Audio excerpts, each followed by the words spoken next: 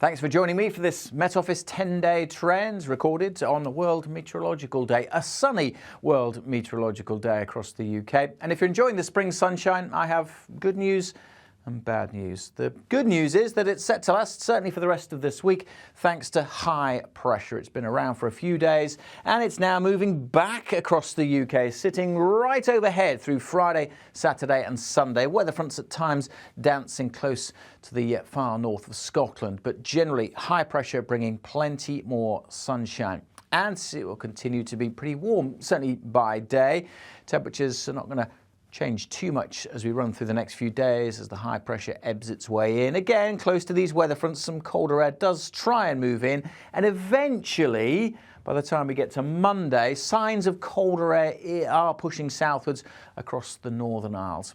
More on that though in a moment, because certainly for the next few days, temperatures by day will remain well above these March averages, which are typically single figures across Scotland, Northern Ireland, double figures further south. But for the next few days, most places will be well into the mid-teens, possibly up as high as 20 Celsius, perhaps just dropping down a degree or so as we head into the weekend, but still widely 16 or 17. Just signs of some mist and low cloud around the coasts of Northern Ireland, and by Sunday, increasing threat of perhaps some mist and low cloud out into the North Sea, which may just affect some coasts. But for most, it's going to be pretty warm by day over the next several days with plenty of sunshine and bar the odd very isolated shower, most places will be dry. As we've seen, warm by day. The nights, though, still chilly. The nights are still long enough, of course, for temperatures to drop well down, and we'll still have some pockets of frost around. And at times, with those weather fronts close to northern Scotland, a little bit more cloud here.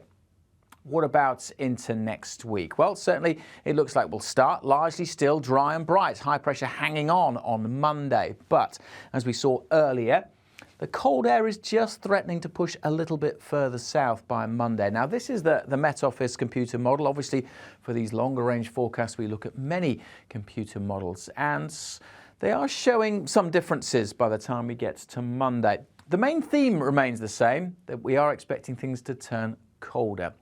But the timing of the colder air, well, that's open to a bit of doubt. Now, this is the Met Office model, has the colder air there just pushing in to the Northern Isles of Scotland. But if you look at the European model, it's a different colour scale, so apologies for that. But you can see that the colder air here is much further south. This is the same time frame, Monday midday, and the colder air by Monday in the European model is much more extensive already across the northern half of the UK. And then by Tuesday, well, the whole of the UK is blue, so we're all with that colder air by then, and likely to still be in it on Wednesday also. By which time the isobars have opened up, so the winds won't be as strong. Just a suggestion by Wednesday that the milder but more unsettled Atlantic weather may be starting to make some inroads. So what does that mean? Well, this is when we run the computer model several times and we get a more probabilistic view of the patterns into next week. Again, this is the European computer model.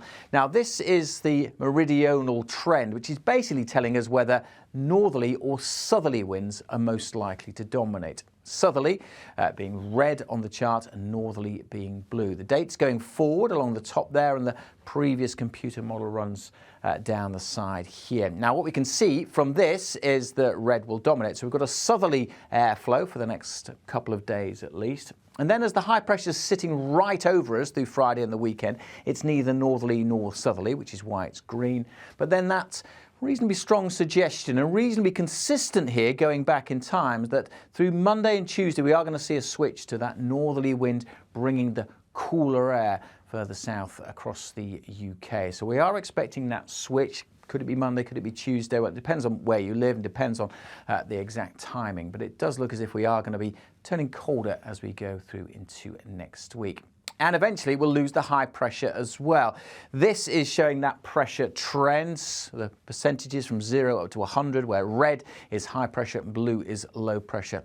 States going along the bottom. So high pressure set to dominate through the next several days, as we've seen. But then just a suggestion, although the high pressure likely to hang on initially with the colder air, just a suggestion, the blues starting to grow there towards the back end of next week, suggesting that low pressure is going to get closer. But even then, it's not a strong signal, it's still only kind of 50-50. So it's not nailed on that we're going to lose the high pressure. Just a suggestion that things will turn a little wetter as we see low pressure perhaps moving in. So the things we know about next week, definitely likely to turn colder through the early part of next week, but staying largely dry initially before potentially turning a little bit wetter through the second half of next week. So that's the trends for next week. For day-to-day details, just to see the exact temperatures day on day, make sure you're following the Met Office across social media.